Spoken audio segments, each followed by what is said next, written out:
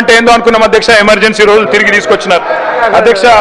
ప్రజా పాలనలో ప్రజాస్వామిక స్ఫూర్తి ఎంత ఉందంటే ఇప్పుడే నేను చెప్పాను అధ్యక్ష, నేతి బీరకాయలు నెయ్యి ఎంత ఉన్నది. ఒక మాట, మొన్న మధ్యన పెద్ద మనిషి నాంపల్లి స్టేషన్లో దిగినాడు సార్. దిగి ఆటో ఎక్కాడు, బెస్ట్ హోటల్కి తీసుకుపోమన్నాడట సార్. తీసుకుపోయినాడు ఆయన, పాపం ఆటో ఆయన. తీసుకపోతే భోజనం చేసినాడు. భోజనం చేస్తే భోజనం మాత్రం చెత్తగా ఉందట. ఆయన పోయి అడిగినాడట, ఏమయ్యా బెస్ట్ హోటల్కి తీసుకుపోమంటే మరి ఇంత ఫుడ్ ఇంత వరస్ట్గా ఉంది ఎందుకు ఆయన అడిగినట. సార్ నువ్వు బెస్ట్ హోటల్ అన్నావు కానీ హోటల్ పేరు అడగలే కదా సార్, హోటల్ పేరు బెస్ట్ పేరు అన్నాడట. మీది కూడా గట్లనే ఉన్నది. పేరేమో ఇంటి పేరేమో కస్తూరి వారు, ఇల్లంతా గబ్బిలాల కంప అన్నట్టు పేరేమో ప్రజాపాలన, చేసేది మాత్రం ప్రజా పీడన అధ్యక్ష. ఆర్టీసీ కార్మికులు మా ప్రభాకర్ అన్నను, మా మిత్రుడు, మా పెద్దన్న, వారిని కోరుతా ఉన్న అధ్యక్ష, అపాయింటెడ్ డే ప్రకటించండి, అపాయింటెడ్ డే ప్రకటించండి, అపాయింటెడ్ డే ప్రకటించండి. దయచేసి వారిని కాపాడండి. వారు ఎదురు చూస్తూ ఉన్నారు, వారందరూ కూడా అడుగుతా ఉన్నారు. ఆటో డ్రైవర్లు 30 మంది ఆత్మహత్య చేసుకున్నారు, వారిని కాపాడండి. పల్లెల్లో నిన్ననే హరీష్ రావు గారు అడిగారు, సర్పంచ్ల పెండింగ్ బిల్లులు అయిపోతుంది సార్. పల్లెల్లో పెండింగ్ బిల్లుల వల్ల ఈరోజు మొత్తం ఎక్కడికక్కడ పారిశుద్ధ్యం పడకేసింది. దయచేసి ₹1 కోటి వరకు మేము చిన్న కాంట్రాక్టర్ల బిల్లులు మార్చి 31 లోపల ప్రతి సంవత్సరం రిలీజ్ చేసేది దయచేసి రిలీజ్ చేయాలని కోరుతా ఉన్నా.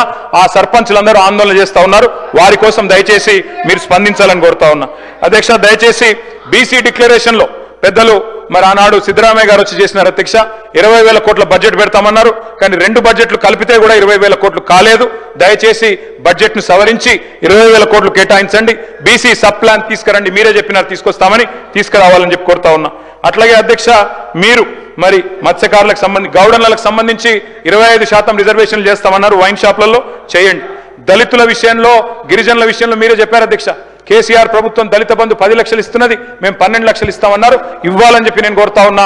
సవరించి అంచనాలు సవరించి 10,000 కోట్లు ఇవ్వాలని చెప్పి కోరుతా ఉన్నా.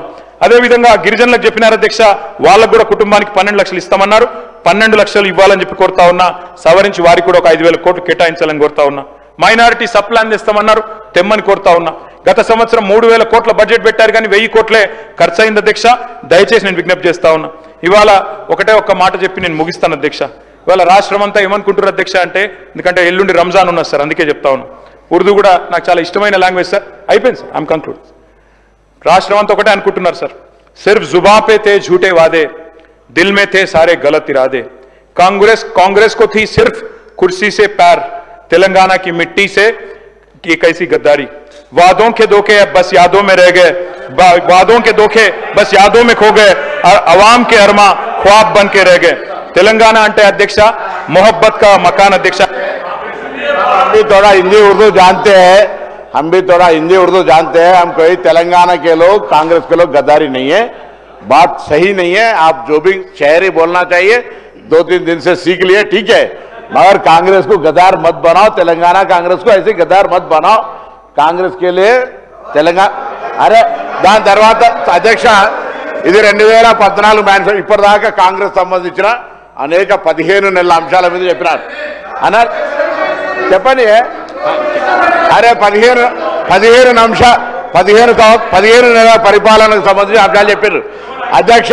2014 మొట్టమొదటి ముందు మాటనే ఆంధ్ర వలసవాదుల పరిపాలన విధ్వంసమైన తెలంగాణ గురించి చెప్పి మొట్టమొదటి 7వ పేజీలో వాళ్ళకి కాపీ పంపించాలి అధ్యక్ష.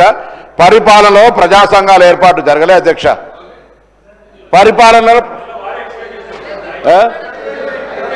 మంత్రి గారు, మా మిత్రుడు దీని గురించి కూడా ఒక మొత్తం చెప్పేదా కన్క్లూడ్ చేసేసారు. వారు డిస్టర్బ్ చేయకపోతే ఇప్పటికి అయిపోతుంది సార్. సార్ నేను ఒకటే చివరిగా విజ్ఞప్తి చేసేది ఒకటే సార్. మొన్న కేంద్ర బడ్జెట్ చూసినా, ఇప్పుడు రాష్ట్ర బడ్జెట్ చూసినా తెలంగాణ ప్రజలకు ఒకటి అర్థమైపోయింది సార్. 2 ఢిల్లీ పార్టీలు తెలంగాణకు సవతి తల్లులే అన్నది అర్థమైపోయింది.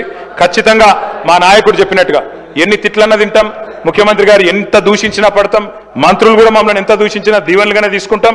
కానీ జైళ్లకు భయపడం, కేసులకు భయపడం, అడుగుతూనే ఉంటాం. మీ 420 హామీల విషయంలో అడుగుతూనే ఉంటాం. జై తెలంగాణ, జై కేసీఆర్. ధన్యవాదాలు అధ్యక్ష. ఇప్పటి వరకు కేటీఆర్ గారు కేంద్ర ప్రభుత్వం మీద చాలా అక్కసి కట్టుతూ అనేకమైనటువంటి ఆరోపణలు చేయడం చాలా బాధాకరం. మరి అయిపోయినాక ఒక్క నిమిషం, ఒక్క సెకండ్ అధ్యక్ష, వారి ప్రసంగంలో సరే అన్ని అంశాలు వారి గురించి ప్రస్తావించకుండా నేను ప్రాతినిధ్యం వహిస్తున్న నియోజకవర్గానికి సంబంధించిన ఒక అంశం మీద కూడా మాట్లాడారు గతంలో లేదా